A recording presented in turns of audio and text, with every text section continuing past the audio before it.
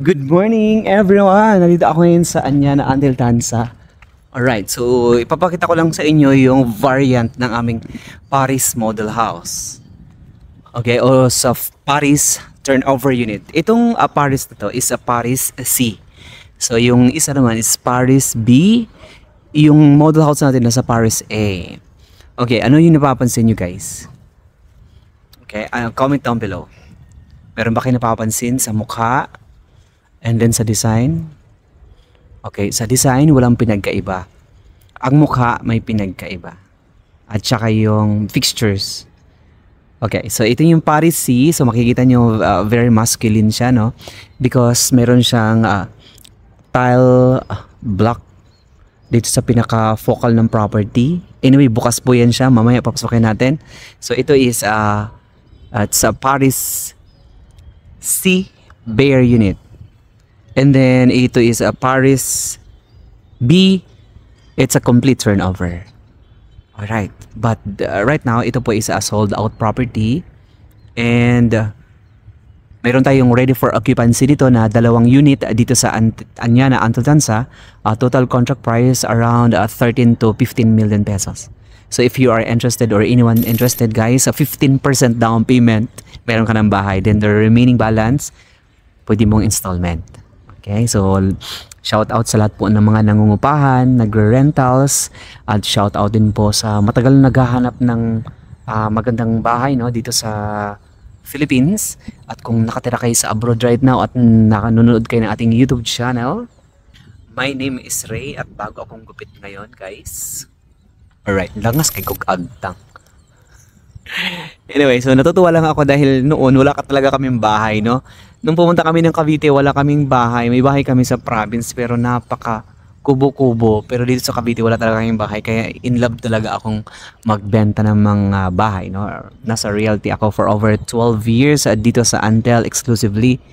Alright, so tingnan natin itong Paris kasi ito yung ating best-selling model house. Magkaiba po ang may-ari nito. At luckily, open siya ngayon doon sa side door. Okay? Tingnan muna natin itong Paris B. Okay. Right. Kung bago ka pa lang sa ating YouTube channel, guys, I invite you all to hit that subscribe button at click that bell to get you notified for whenever release new YouTube videos. This is the Paris Model House. Ito is ready for turnover. Nakatayo siya sa corner space. May-ari na siya. Pero, papasukin natin, no? Ang ganda ng bahay. Very modern. At napaka-maaliwalas. Di ba po? Tama po ba? Okay, lot area nito at least 150 square meters and floor area 187.32. 4 bedrooms, 3 bathroom, and 2 car garage. Yan yung parking. Okay, pasukin natin. Sa pinaka-main door, sarado siya ngayon. Pero ito yung pinaka-parking area. So ito ready for turnover. Makikita nyo ang linis. Okay, ito yung likod. Meron ka pa ditong 2 meters setback. And then you have 2 meters setback pa dito sa likod na pwede mong i-develop, improve later on. Ayan, very modern yung bahay natin. Okay, katabi niya is the Paris again. Ito yung puntahan natin yan mamaya. Okay, so tingnan natin. Ooh, di ba? Pagpag mo na yung paaha kasi yung bahay na to is may punch list lang to. So ganito ang turnover unit natin. Ang linis, ang luwag. So ito yung pinaka main entrance. Ang lalaki ng mga glass panels. So mayroon kang sliding door. Dito sa loob ng Anyana Antel Tanza, ito is a exclusive subdivision. Kompleto sa amenities. Meron tayong basketball court. Meron tayong children's park and playground, may simbahan, may swimming pool, meron malalaki ang kalsada, 24/7 security guard, so safe and secured. It's inside a well-gated subdivision. So ito yung pinaka kitchen space or dining area. Oh, ang laki. Wow, diba? Super nice. Ito yung actual turnover natin, and this one, ito yung ating hagdanan going up. And you have a common bathroom dito sa baba. Wala pa siyang mga ilaw kasi nga, tingnan mo yung bathroom tiles. Ang ganda, no? Sa floor to ceiling bathroom tiles. And then you have a wash area and then water closet. Ang lalaki ng mga water closet natin. So dito sa baba, meron kang bedroom, which is ito. Yeah, bedroom. Kasya dito ang queen size bed or double size bed. Pwede rin siyang bunk bed. Mapapansin mo walang bakod yung ating mga bahay kasi dito meron tayong security guard. So pwede kayong magpalagay ng bakod, akit sa itaas. Right? Akit sa itaas kasi para makita nyo yung nakikita nyo po ba na pantay.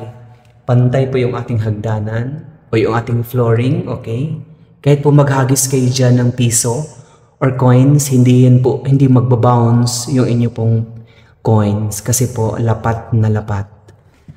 Okay, relate na relate yan ang lahat ng mga nasa construction, lalo na yung mga engineers, okay, mga arkitekto kasi alam mo dito sa Antel, masyalan po ang ating developer.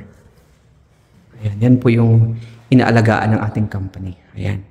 Family area and common balcony ito. Tingnan natin yung bedroom. Bedroom number 3, 2. Ayan. Ayan. Ganyan yung flooring natin. Ang ganda, di ba? So, kasya isang king size bed. Common bathroom sa itaas. Ang luwag. O, di ba? Lapad. Okay. Then, ito.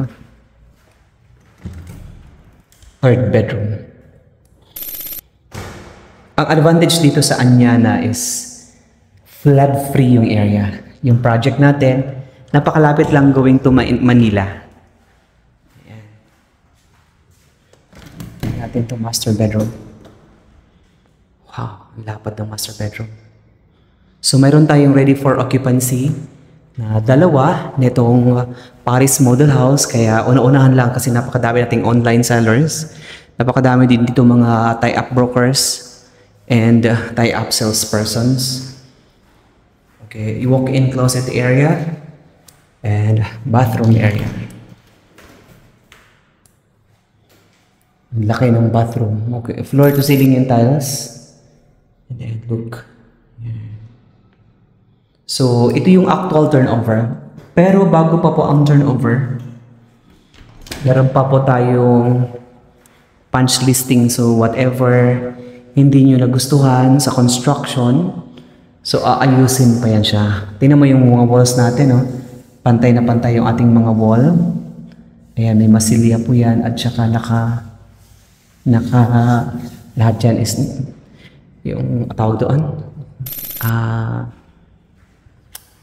Nalilimutan ko. Iba na talaga yung aking brain ngayon. Comment down below. Ayan. Anyway, ginagamitan pa nila ng parang pampakinis. Okay. Right. So, nakita niyo po itong actual turnover natin for this Paris Model House. Now, yung katabi nito is Paris C. Okay. So, tingnan natin.